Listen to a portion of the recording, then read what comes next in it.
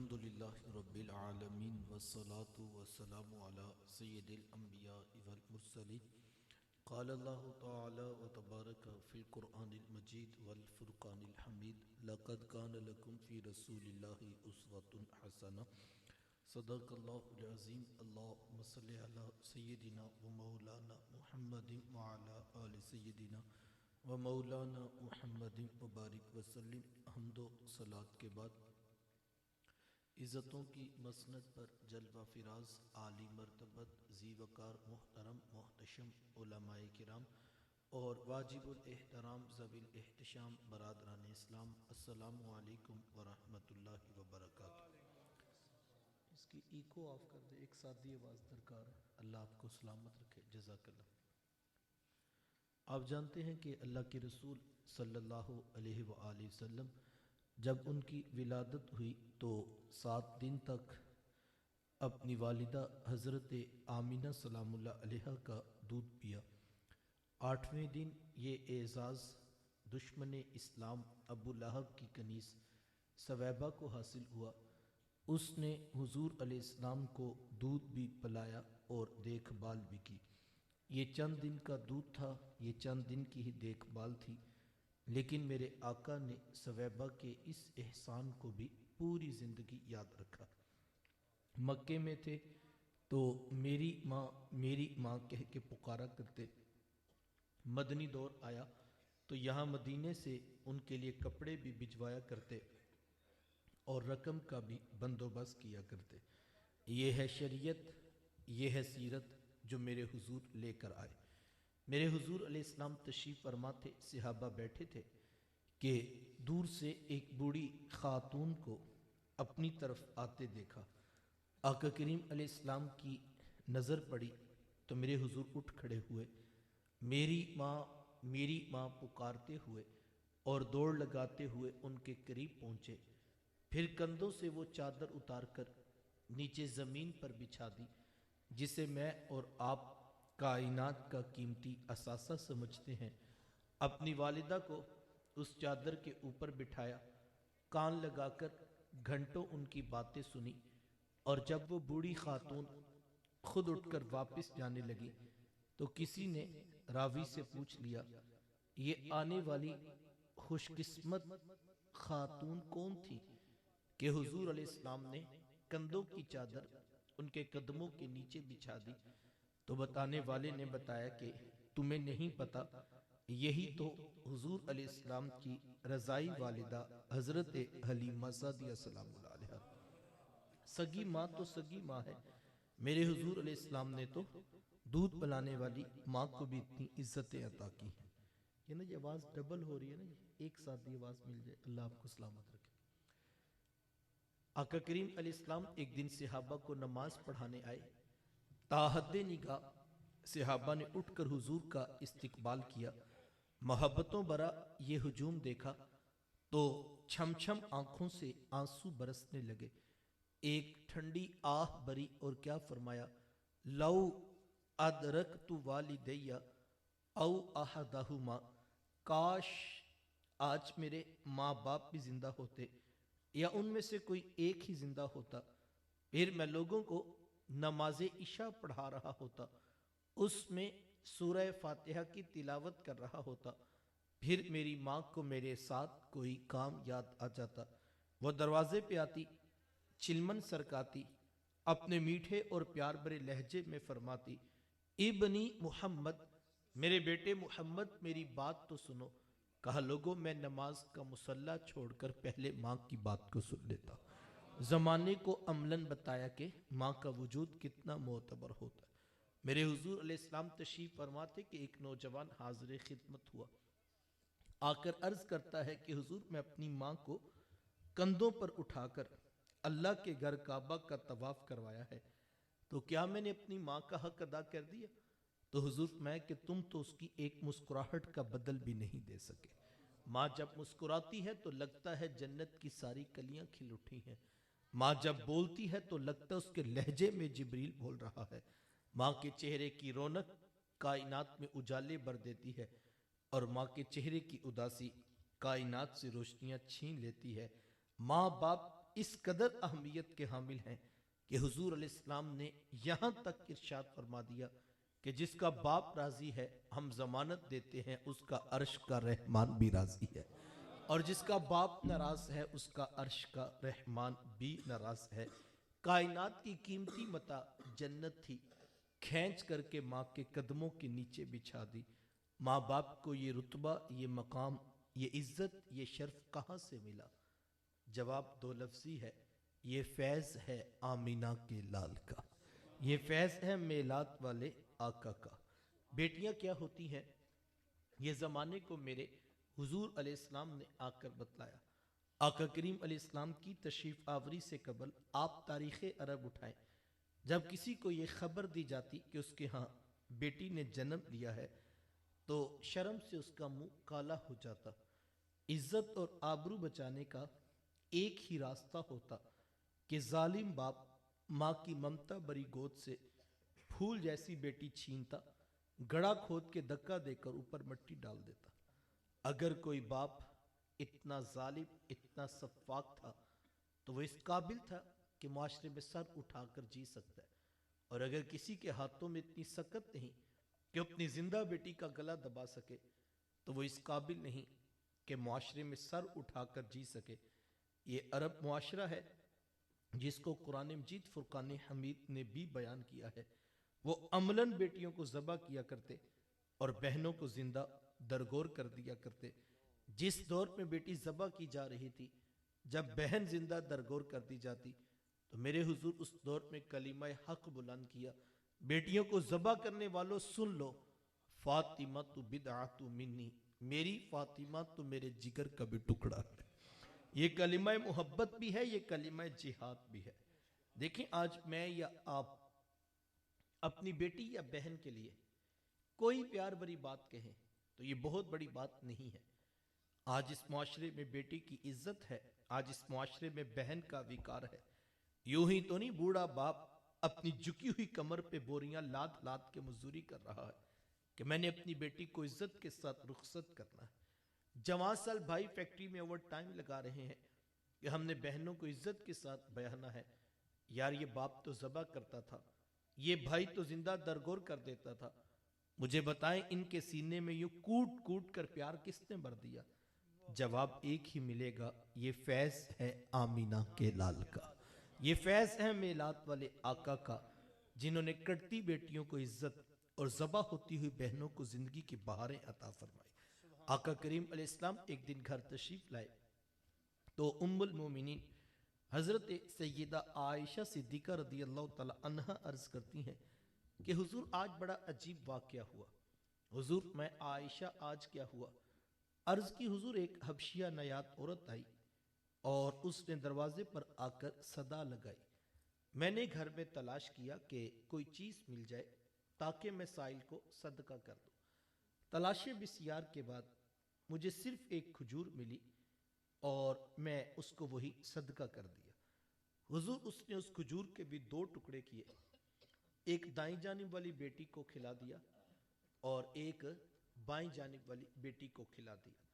حضور جی ماں خود بھی بھوکی تھی، اس کا اپنا پیٹ بھی کمر سے لگا ہوا تھا، لیکن اس نے خود کچھ نہیں کھایا اور سب کچھ اپنی بیٹیوں کو ہی کھلا دیا۔ یہ کہتے کہتے ام المومنین آبدیدہ ہو گئی، آنکھوں میں آنسو آ گئے۔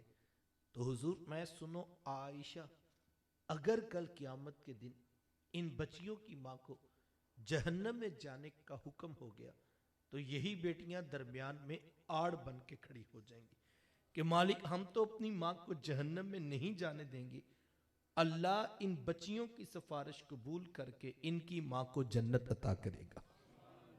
کہاں بیٹیاں باعث شرم و ننگوار سمجھی جاتی، کہاں بیٹیاں ہی دخول جنت کا سبب قرار پائیں۔ خود فرمایا جس کو اللہ نے دو بیٹیاں یا دو بہنیں عطا کی، پھر اس نے ان کی پرورش کی، ان کی تربیت کی، یہاں تک کہ ان کا نکاح کر دیا، اور پھر پیچھے سے بھی اس نے خیر خبر رکھی، تو میرے حضور فرماتے ہیں اتنا خوش قسمت شخص ہے کل قیامت کے دن میرے اتنے قریب ہوگا جتنی یہ دو انگلیاں آپس میں قریب ہیں۔ یہ اعزاز، یہ تکریم کس کو ملے گی؟ جس نے بیٹیوں سے وفا کی ہوگی۔ بہنیں کیا ہوتی ہیں؟ یہ زمانے کو میرے محبوب علیہ السلام نے آ کر بتلایا۔ آپ جانتے ہیں کہ آقا کریم علیہ السلام کی نہ کوئی سگی بہن تھی اور نہ کوئی سگا بھائی۔ میرے حضور در یتیم ہیں۔ سینہ صدف میں اکیلے پرورش پانے والے موتی کو در یتیم کہا جاتا ہے۔ حضور بطن آمنہ میں اکیلے پرورش پائی ہے، لیکن جب رضاعت کا شرف عطا کرتے ہوئے میرے حضور حضرت حلیمہ سعدیہ سلام اللہ علیہا کے ہاں تشریف لے گئے تو آپ جانتے ہیں کہ ان کی ایک بیٹی تھی جن کا نام شیمہ یا شیمہ بتایا جاتا ہے۔ وہ رشتے میں حضور علیہ السلام کی رضائی بہن لگتی تھی۔ قبیلہ بنو سعد کے رواج کے مطابق شام کو جب مائیں کھانا پکانے لگتی تو بہنیں اپنے بھائی گود میں اٹھا کر باہر کھلے میدان میں لے آتی۔ ہر بہن کی گود میں اس کا بھائی ہوتا اور وہ اپنے بھائی کے حسن کے قصیدے پڑھ رہی ہوتی۔ اگر کسی کے بھائی کا رنگ کالا ہوتا تو وہ کہتی رنگ کالا ہے تو کیا ہوا، میرے بھائی کے نقوش دیکھیے کتنے خوبصورت ہیں، اس کی اٹھی ہوئی ناک، اس کی جھیل جیسی خوبصورت آنکھیں تو دیکھو کتنی پیاری۔ تو وہ نقوش کو معیار حسن قرار دیتی۔ اور اگر کسی کے بھائی کا رنگ گورا چٹا ہوتا تو وہ کہتی رنگ نہیں تو کچھ نہیں، حسن تو ہوتے ہی سارا رنگت میں ہے، میرے بھائی کا رنگ دیکھو کتنا خوبصورت ہے۔ تو یہ بحث مباحثہ چل رہا ہوتا اور کوئی بہن بھی ہار ماننے کو تیار نہ ہوتی۔ اتنے میں ایک سمت سے حضرت شیمہ اپنا ویر محمد اٹھا کے لے آتی اور کہتی ذرا میرے ویر کا مقابلہ بھی تو کرو نا۔ تو وہ کہتی نہیں نہیں شیمہ، تیرے ویر کا مقابلہ تو نہیں نا، تیرا تو ساروں کا ہی سردار لگتا ہے۔ کتب میں آتا ہے حضرت شیمہ کا سر فخر سے بلند ہو جاتا، اور یار ہوتا بھی کیوں نہ جس بہن کی گود میں دو جہاں کا سردار بھائی بیٹھا ہو، پھر ان کا ناز تو بنتا۔ وہ حضور علیہ السلام کو سینے سے چمٹا لیتی اور دعا دیتی ربنا اب کلنا محمدا، انشاءاللہ میرے ویر محمد کو نظر نہ لگے۔ آج میں دیکھ رہی ہوں بچوں کا سردار ہے، کل اپنی آنکھوں سے دیکھوں جوانوں کا بھی سردار بنے۔ زندگی کے لیل و نہار گزرتے گئے، حضرت شیمہ کی شادی ہو گئی۔ مدنی دور کی کہانی ہے، اور اتفاق یہ ہوا کہ جس قبیلے میں حضرت شیمہ کی شادی ہوئی، حضور علیہ السلام کے صحابہ کی لڑائی اور جنگ اسی قبیلے کے ساتھ ہوئی۔ ان کے کچھ بندے قتل کر دیے اور کچھ کو قیدی بنا کر صحابہ اپنے ساتھ لے آئے۔ عرب کے رواج کے مطابق قیدیوں کو چھڑانے کے لیے قوم کے سردار فدیہ اور فنڈ اکٹھا کرنے نکلے۔ ہر دروازے پر دستک دیتے اور فنڈ مانگتے۔ چلتے چلتے حضرت شیمہ کے دروازے پر بھی پہنچ گئے۔ دستک دی تو پوچھا کون؟ کہا قبیلے کے سردار ہیں، فنڈ اکٹھا کر رہے ہیں، تم بھی اپنا حصہ ڈالو۔ پوچھا یہ فنڈ کس لیے اکٹھا ہو رہا ہے، یہ رقم کیوں جمع کی جا رہی ہے؟ تو کہا کہ مدینے میں ایک شخص ہے، ادعائے نبوت رکھتا ہے، اس نے ہمارے لوگ پکڑ لیے ہیں اور ہم نے اپنے قیدی چھڑانے۔ تو پوچھا کہ ان کا نام کیا ہے؟ کسی کی زبان سے بے ساختہ نکلا محمد صلی اللہ علیہ وآلہ وسلم۔ ایک عرصے کے بعد حضور علیہ السلام کا نام سنا تو آنکھوں میں آنسو آ گئے۔ کہا انہوں نے تمہارے بندے پکڑے؟ کہا ہاں انہوں نے ہمارے لوگ پکڑے۔ کہا پھر فنڈ اکٹھا کرنا چھوڑو، صرف مجھے ساتھ لے چلو۔ کہا تم کیا کرو گی؟ کہا تمہارے قیدی چھڑا کے لاؤں گی۔ کہا تم ان کو جانتی ہو؟ کہا ہاں ہاں، تمہیں نہیں پتا، وہ میرے بچپن کے ویر اور بھائی لگتے ہیں، میں تمہارے قیدی چھڑا کے دکھاؤں گی۔ حضرت شیمہ قبیلے کے سرداروں کو ساتھ لیا اور حضور علیہ السلام کے خیمہ نوری کی طرف سفر شروع کیا۔ یہ وہ وقت تھا جب ادب کی آیات نازل ہو چکی تھی۔ خبردار میرے رسول کی آواز سے آواز بھی اونچی نہ کرنا، ورنہ زندگی کی ساری کمائی غارت کر کے رکھ دوں گا۔ صحابہ ننگی تلواروں سے در حبیب پہ پہرا دے رہے تھے۔ حضرت شیمہ اس خیال سے کہ میں تو اپنے بھائی کو ملنے جا رہی ہوں، جب آگے بڑھنا چاہا تو پہرے داروں نے تلواریں سونت دی۔ رک جا دیہاتی عورت، جانتی نہیں آگے کوچہ حبیب ہے، آگے تو بغیر اجازت کے جبریل نہیں جا سکتے، تو کون؟ روایت میں آتا ہے جب راستہ روک دیا گیا، تلواریں سونت دی گئی، تو حضرت شیمہ نے یوں ہاتھ سے تلوار کو جھٹک کے کہا خلو سبیلی وعلموا انا اخت نبیکم، کہا میری راہیں چھوڑ دو، جانتے نہیں میں تمہارے نبی کی ہی باجی اور بہن لگتی ہوں۔ یہ آواز کانوں میں پڑی، صحابہ کی آنکھوں پر پلکوں کی چلمنے آگے، نگاہیں نیچی کر دی، تلواریں پیچھے ہٹا دی۔ حضرت شیمہ پورے پروٹوکول سے حضور علیہ السلام کے خیمہ نوری میں داخل ہوئی۔ میرے حضور جب بہن کو اپنی طرف آتے دیکھا، آقا کریم علیہ السلام نے اپنی مسند سے اٹھ کر استقبال کیا، مرحبا خوش آمدید پیش کرتے ہوئے فرمایا، میری بہن آج کدھر کو آنا ہوا؟ عرض کی حضور آپ کے بندوں نے ہمارے کچھ لوگ پکڑ لیے ہیں، میں ان قیدیوں کو چھڑانے کے لیے آئی ہوں۔ سنو بھائیو، اللہ کے رسول نے کیا ارشاد فرمایا؟ حضور فرمایا، میری بہن انہیں آنے کی زحمت کیوں گوارا کی؟ تو گھر بیٹھے بھی پیغام بھیج دیتی، میں محمد تیرے کہنے پہ ہی ساروں کو چھوڑ دیتا۔ زمانے کو عملاً بتایا دروازے پر بہن کا آنا کتنا معتبر ہے۔ اللہ اکبر، توجہ چاہوں گا، وقت سمٹ رہا ہے۔ جس دور پہ بیٹی ذبح کی جا رہی تھی، جب بہن زندہ درگور کر دی جاتی، جب ماں جیسا رشتہ بھی منڈیوں اور بازاروں میں بک جاتا تھا، اس دور میں بیوی کی کیا حیثیت ہوگی؟ جبکہ آج کے اس تہذیب یافتہ دور میں بھی کچھ لوگ بیوی کو پاؤں کا جوتا خیال کرتے ہیں۔ یہ زمانہ جاہلیت کی بات ہے۔ آقا کریم علیہ السلام نے ازواج مطہرات کے ساتھ جو حسن سلوک کی داستانیں رقم کی ہیں، زمانہ ان کی مثال نہیں لا سکتا۔ کسی کو میرے حضور حمیرہ کہہ کے پکارتے ہیں، کسی کے لیے بکری کا بچہ ذبح کرتے ہیں اور گوشت کے مختلف ٹکڑے ان کی سہیلیوں کے ہاں بیچتے ہیں۔ حضور کثرت کے ساتھ حضرت خدیجۃ الکبریٰ رضی اللہ تعالی عنہ کا ذکر کیا کرتے۔ حضرت سیدہ عائشہ صدیقہ رضی اللہ تعالی عنہ فرماتی ہیں کہ میرا جو ان سے رشتہ تھا ایک دن زبان سے بے ساختہ نکل گیا کہ حضور اللہ نے آپ کو بہتر ازواج عطا کر دی اور آپ ابھی تک اس بوڑھی عورت کو نہیں بھولے۔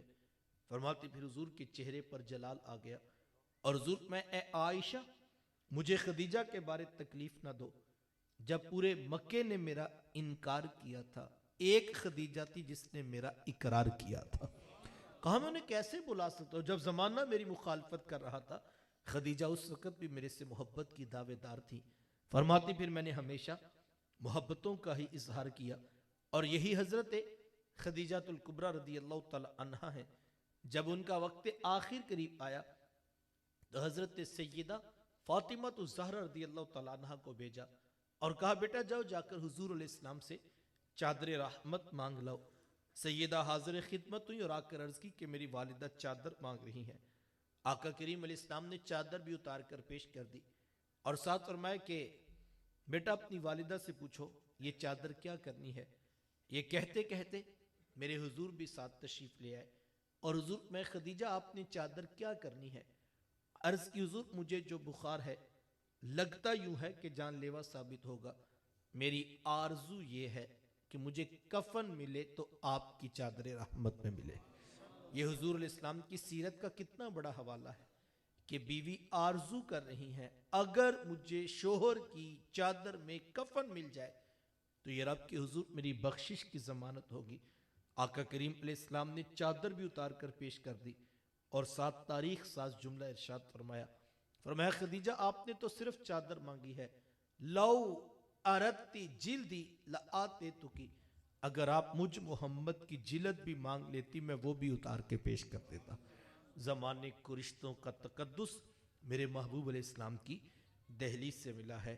صاحبو یہ وہ محبتوں کا دین ہے، یہ وہ الفتوں کا پیغام ہے، یہ وہ جوڑنے والی بنیادی تعلیمات ہیں جو لے کر میرے حضور اس کائنات میں جلوہ فراز ہوئے۔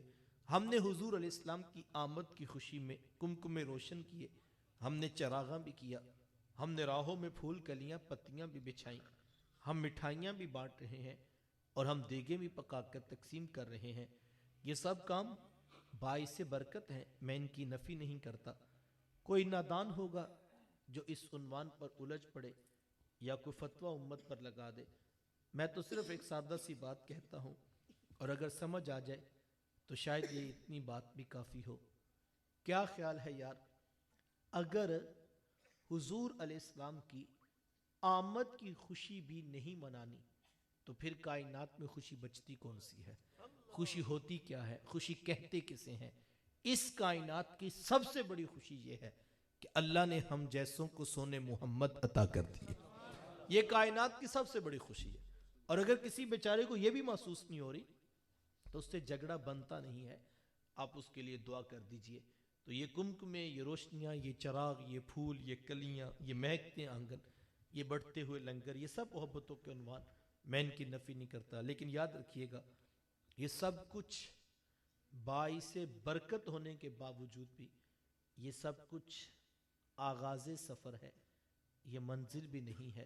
منزل میرے حضور کی ذات ہے, منزل میرے محبوب کا پیغام ہے, منزل ان کی سیرت ہے, منزل ان کا اسوہ نور ہے. ہمیں منزل کا سفر کرنا ہے. اور میلات والوں کی منزل کیا ہے؟ میرے شیخ طریقت اپنے میٹھے اور پیار بھرے لہجے میں فرمایا کرتے ہیں کہ بیٹا یہ نہ ہو کہ لوگ تم سے پوچھیں کہ تم کون ہوتے ہو اور تم پاسپورٹ سے مذہب والا خانہ نکال کے دکھاؤ, یہ دیکھیے اسلام لکھا ہے مسلمان ہوتے ہیں. کہا نہیں بیٹا, نہ کسی کو پوچھنا پڑے, نہ کسی کو بتانا پڑے. تم دور سے آ رہے ہو, تمہاری وضاحت, شکل و صورت, چال ڈال, انداز معاشرت اتنا خوبصورت ہو کہ تم دور سے آ رہے ہو اور لوگ مسکرا کے کہیں وہ دیکھیے میلاد والے آقا کا امتی آ رہا. یہ میلاد کی منزل. دیکھو ہمیں ہر بار نعرہ لگا کے کیوں بتانا پڑتا ہے کہ ہم حضور کے عاشق ہیں؟ ہمیں سال کے بعد صرف جھنڈیاں لگا کے کیوں بتانا پڑے یہ عاشقوں کا گھر ہے؟ مزہ تو یہ ہے نوجوان گلی سے گزر رہا ہو, اس کی جھکی ہوئی آنکھیں بتا رہی ہوں سونے محمد کا غلام جا رہا ہے. کمال تو یہ ہے کوئی ہمارے ساتھ کاروبار کرے اور وہ مطمئن ہو جائے کہ میرے ساتھ دھوکہ نہیں ہوگا, اور کوئی کہے جناب یہ کون سا دور ہے آنکھیں بند کر کے اعتماد کرنے کا. تو مزہ یہ ہے یار کوئی مسکرا کے کہے میاں میں نے کاروبار کسی پرائے سے نہیں کیا, میں نے حضور کے غلاموں سے کاروبار کیا. اور تمہیں نہیں پتا محبوب کے غلام کبھی جھوٹ نہیں بولتے. دیکھو یہ آقا کریم علیہ السلام کی سیرت ہے نا. جب حضور علیہ السلام کے گھر کا محاصرہ کر لیا گیا, ننگی تلواریں لے کر خون کے پیاسے جان کے دشمن بن کے لوگ کھڑے, لیکن میرے آقا کو یہ فکر نہیں ہے کہ یہ لوگ میری جان کے دشمن بن گئے, یہ فکر نہیں ہے یہ میرے خون کے پیاسے ہیں, بلکہ فکر کیا ہے ان کی امانتیں میرے پاس ہیں, وہ ان کو کیسے واپس لوٹائی جائے. حضور والا کن کی امانتیں؟ جو صرف مذہب کے دشمن نہیں اب جان کے دشمن بن چکے, جو خون کے پیاسے ہیں. اللہ اکبر. کسی شخص کے ذہن میں ایک لمحے کے کروڑویں حصے میں بھی یہ خیال نہیں آتا کہ ان کا مال تو ہمارے پاس ہے نا, دیکھنے وہ ہم سے کیسے لے کر دکھاتے ہیں. اللہ اکبر. میرے آقا بلاتے ہیں حضرت علی رضی اللہ تعالیٰ عنہ کو اور فرماتے ہیں اے علی یہ فلاں بن فلاں کی امانت ہے, یہ اس کو واپس کر دینا. یہ فلاں بن فلاں کی امانت ہے, یہ اس کو واپس کر دینا. یار کن کی امانتیں؟ جو ابو جہل سے اتنے مخلص ہیں کہ اس کے کہنے پہ تلوار لے کے میرے حضور کے گھر کے باہر آ گئے. جو ابو لہب سے اتنے مخلص ہیں کہ اس کے کہنے پہ تلوار لے کے میرے حضور کے گھر کے باہر آ گئے. ذہن میں سوال پیدا ہوتا ہے یار وہ اپنی امانت ابو جہل کے گھر کیوں نہیں رکھواتے, وہ اپنی امانت ابو لہب کے گھر کیوں نہیں رکھواتے؟ اس لیے کہ وہ جانتے تھے ابو جہل تو دھوکہ دے گا, سونے محمد نے کبھی دھوکہ نہیں دیا ہے. یہ ہے رسول اللہ صلی اللہ علیہ وسلم کی سیرت. اللہ اکبر. تعلیمات تو یہ تھی کہ تمہارے پاس کسی کافر کی بھی امانت ہے تم نے واپس لوٹانی, لیکن ہم نے کسی کو کیا لوٹانا تھا؟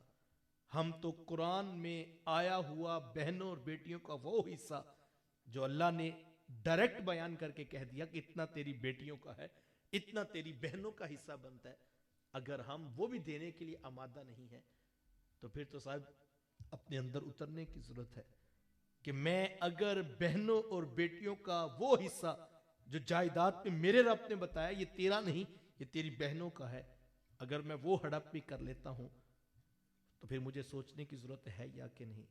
پھر فرق نہیں پڑتا میں نے جھنڈا یہاں لگایا یا میں نے یہاں جھنڈا لگایا ہوا, پھر اپنے اندر اترنے کی ضرورت ہے. اور مجھے اور آپ کو اپنی اصلاح کو جو ہے پیش نظر رکھتے ہوئے فیصلہ کرنا چاہیے.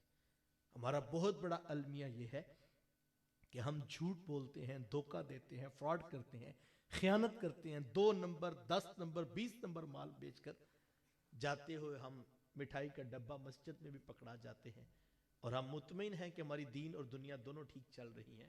یہ بہت بڑا المیہ. دیکھو آقا کریم علیہ السلام اللہ اکبر ایک اجنبی شخص شہر مکہ میں داخل ہوتا ہے, ظاہری بات ہے وہ بینک اور اس طرح کا نظام تو نہیں تھا، لوگ لوگوں کا ہی پوچھ کر اعتبار کرتے تھے۔ ایک اجنبی بھی آ کے شہر مکہ میں پوچھتا ہے کہ میں کسی معتبر، کسی سچے، کسی کھرے شخص سے ملاقات کرنا چاہتا ہوں، تو اگر کافر سے پوچھتا ہے تو وہ کافر اس کو ابو جہل کے پاس نہیں لے کے جاتا، وہ کافر اس کو ابو لہب کے پاس نہیں لے کر جاتا، وہ کافر بھی مجبور ہے، اس کا ہاتھ پکڑتا ہے، سونے محمد کی چوکھٹ پہ لے آتا ہے، کہتا ہے صادق بھی یہ ہیں، امین بھی یہ ہیں۔ پورا شہر کہتا تھا نا حضور کو صادق و امین۔ اللہ اکبر، کتنے سچے میرے حضور کہ حضرت خدیجہ الکبریٰ رضی اللہ تعالیٰ عنہ فرماتی ہے کہ جب ہمارا تجارتی معاملہ ہوا پہلی مرتبہ آقا کریم علیہ السلام کے ساتھ، تو فرماتی جب حضور واپس آئے تو میں نے اپنے غلام کو بھی ساتھ بھیجا تھا، تو اتنا نفع ہوا جتنا آج تک نہیں ہوا تھا۔ تو میں نے اپنے غلام سے پوچھا کہ اتنا نفع تو کبھی نہیں ہوا، کیا وجہ ہے کہ اتنا نفع ہمیں محمد صلی اللہ علیہ وآلہ وسلم ان کی تجارت سے جتنا نفع ہو اتنا آج تک نہیں ہوا؟ تو سنیے وہ غلام جواب کیا دیتا ہے۔ وہ غلام کہتا ہے محمد صلی اللہ علیہ وآلہ وسلم، وہ غلام کہتا ہے میں نے محمد کا دن بھی دیکھا، میں نے ان کی رات بھی دیکھی، میں نے مال خریدتے بھی دیکھا، میں نے مال فروخت کرتے بھی دیکھا، لیکن اللہ کی قسم اتنے دنوں میں میں نے ان کی زبان پہ جھوٹ نہیں دیکھا۔ یہ اس سچ کی برکت ہے جس امت کو ان کے پیغمبر علیہ السلام نے 14 صدیاں قبل بتا دیا کاروبار سچ کے ساتھ چلے گا۔ وہ امت کا تاجر بھی یہ فیصلہ نہ کر پائے کہ جناب سچ کرنے بولنے سے بکے گا یا کہ نہیں بکے گا۔ دفتر کے محکمے کی کرسی پہ بیٹھا ہوا افسر بھی کہے کہ جناب باتیں تو ٹھیک ہیں، سمجھ میں بھی آتی ہیں، حقیقت بھی ایسے ہی ہے، لیکن حضرت صاحب نظام نہیں چلتا جب تک آپ جو ہے اس بات کے اوپر عمل کریں۔ ہم فیصلہ ہی نہیں کر پا رہے کہ نظام سچ کے ساتھ چلنا ہے یا جھوٹ کے ساتھ چلنا ہے۔ میں کہتا ہوں پوری دنیا بھی کہتی کہ سچ کے ساتھ نہیں چلتا، تو محمد عربی صلی اللہ علیہ وسلم کے غلام نہیں کہہ سکتے، کیونکہ ان کے آقا نے سچ کا نظام دیا ہے، ان کے آقا نے سچ کی تجارت دی۔ لیکن اگر ہم ابھی تک فیصلہ نہیں کر پا رہے تو پھر مجھے اور آپ کو رک کو سوچنا پڑے گا۔ اب میں کسی انقلاب کے آپ سے ہاتھ نہیں اٹھواتا، آپ اتنے لوگ سر شام سے بیٹھے ہیں، میں اور آپ اگر یہ عہد کر لیں کہ ہم نے 100% سچ کے ساتھ کمانا ہے، ہم نے 100% امانت داری کے ساتھ کمانا ہے، تو میں سمجھتا ہوں یہ بہت بڑا انقلاب ہوگا۔ لیکن ہمارا مسئلہ یہ ہے کہ میں نے کسی درس میں کہا تھا کہ ہم نے یہ لائن آف بارڈر ڈرا کی ہے، یہ ہمارا دین کا پورشن ہے، یہ ہماری دنیا کا پورشن ہے، اور ہم دونوں میں پورا زور لگا رہے ہیں، بلکہ پورا زور کیا لگا رہے ہیں، اوور ٹائم لگا رہے ہیں۔ ہماری جو ہے وہ فیکٹری کی ملازمت بھی رات 12 بجے ختم ہوتی ہے، ہمارا جلسہ بھی 3 بجے ختم ہوتا ہے، تو ہم اوور ٹائم لگا رہے ہیں۔ کاش ہم یہ دیکھیں یہ دو الگ الگ خانے نہیں ہیں، یہ ایک ہی چھتری ہے اسلام کی جس کے نیچے مومن کا سب کچھ موجود ہے، لیکن جب تک ہم دو مختلف خانوں میں زور لگائیں گے تب تک نتیجہ نہیں آئے گا۔ ہم جھوٹ بولیں، دھوکہ دیں، فراڈ کریں، خیانت کریں، 2 نمبر 10 نمبر 20 نمبر مال پورا سال بیچیں، اور بعد میں ہم جھنڈیاں بھی میلاد والے دن لگا لیں تو فرق نہیں پڑتا ہم کہاں پہ کھڑے۔ ہمیں اپنے اندر اترنا پڑے گا، ہمیں فیصلہ کرنا پڑے گا۔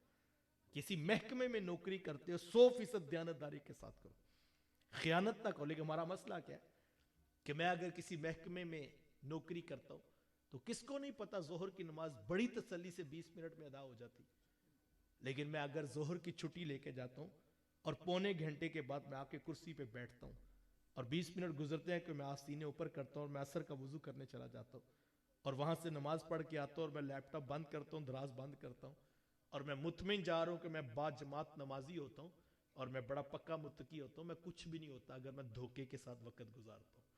میں اس کی بات نہیں کر رہا جو محکمے کی کرسی پہ بیٹھا ہے اور وہ یوٹیوب کے اوپر میچ دیکھ رہا، باہر لوگوں کی لائنیں لگی ہوئی ہیں، میں اس کا رونا نہیں رو رہا، میں اس کا رونا رو رہا ہوں جو مذہبی لبادہ رکھتا ہے، جو 5 وقت کا نمازی ہے، وہ بھی سمجھتا ہے کہ کوئی فرق نہیں پڑتا، میں محکمہ چھٹی نہیں دیتا تو نہ دے، کس کو نہیں پتا ظہر 20 منٹ میں بڑی تسلی سے پڑھی جاتی۔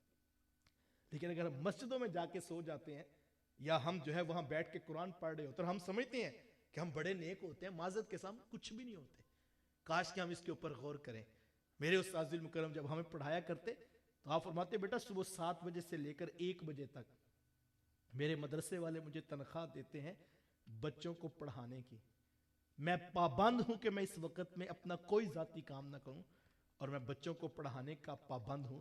پھر آپ فرماتے اگر اس وقت میں تسبیح لے کے درود شریف بھی پڑھوں گا میرا درود شریف قبول نہیں ہوگا۔ چونکہ یہ وقت میرا نہیں، میرے محکمے کا، میرے ادارے کا وقت.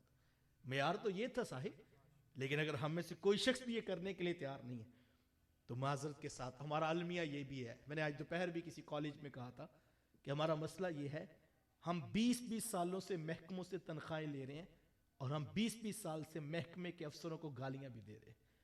جس مومن تو ایسا نہیں ہوتا. ہم 20 سال سے، ناز نہ ہوئیے گا، 20 سال سے جس ممبر پہ بیٹھ کے مسجد کی انتظامیہ سے میں 20 سال سے تنخواہ لے رہا ہوں، اسی کی میں غیبتیں بھی کر رہا ہوں. اور 20 سال سے میں جس امام کے پیچھے کھڑے ہو کے نماز پڑھتا ہوں، میں اس کے اوپر بھی مطمئن نہیں ہوں. باتیں دو ہی ہوتی ہیں. 2 4 6 ماہ کسی کو دیکھنے کے لیے بڑے ہوتے ہیں، لیکن ہم 20 سال جمعہ پڑھائیں، تنخواہیں لیں تنظیمات سے اور محکموں سے اور اداروں سے اور جو ہے وہ مسجد کی کمیٹیوں سے، اور ہم ان پر مطمئن نہیں ہیں. بات تو 2 4 6 ماہ میں سمجھ آ جاتی ہے کہ میری مسجد کی انتظامیہ ٹھیک ہے یا غلط ہے. لیکن یہ عجیب بات ہے، جس کنویں سے پانی پی رہے ہیں اسی پہ تھوکی بھی جا رہے ہیں، اسی سے ہر مہینے تنخواہ بھی لے جا رہے ہیں. ایسے تو نہیں ہوتا. ملک کس بھینٹ میں چڑھ گیا، اوپر سے لے کر نیچے تک ہر شخص کو سوچنا پڑے گا، اور اپنے کام میں، معاملات میں، کاروبار میں، رزق میں دیانتداری، سچائی، پاکیزگی، اخلاق کے ساتھ ہمیں آگے بڑھنا ہوگا. اور ہمیں اس کے اوپر غور کرنا ہوگا کہ ہمارا رزق پاک ہو جائے. اور اگر رزق پاک نہیں ہے تو آپ ساری عمر بھی لگے رہے، نتیجہ کہیں حاصل نہیں ہوگا. رسول اللہ کے 2 القاب آج کی اس محفل سے لے کر گھر جائیے. الصادق الامین. اپنے رزق کو پاک کیجئے، اپنے سچ کی عادت اپنا لیجئے، امانت داری کے ساتھ. جو سچا اور امانت دار تاجر ہے کل نبیوں کے ساتھ کھڑا کیا جائے گا. مجھے بتائیں کیا کوئی دنیا دار نبیوں کے ساتھ کھڑا ہو سکتا ہے؟ تو یقیناً نہیں. تو اس کا مطلب ہے سچ اور امانت داری کے ساتھ کاروبار کیا جائے تو وہ دنیا داری نہیں، وہ عین دین داری ہوتی ہے. آئیے اپنے حصے کی شمع روشن کیجئے، اپنے معاملات کے اندر غور کیا جائے اور رزق حلال کا اہتمام کیا جائے. اللہ کی بارگاہ میں دعا گو ہوں، اللہ مجھے آپ کو توفیقات عمل نصیب فرمائے. وآخر دعوایا ان الحمدللہ رب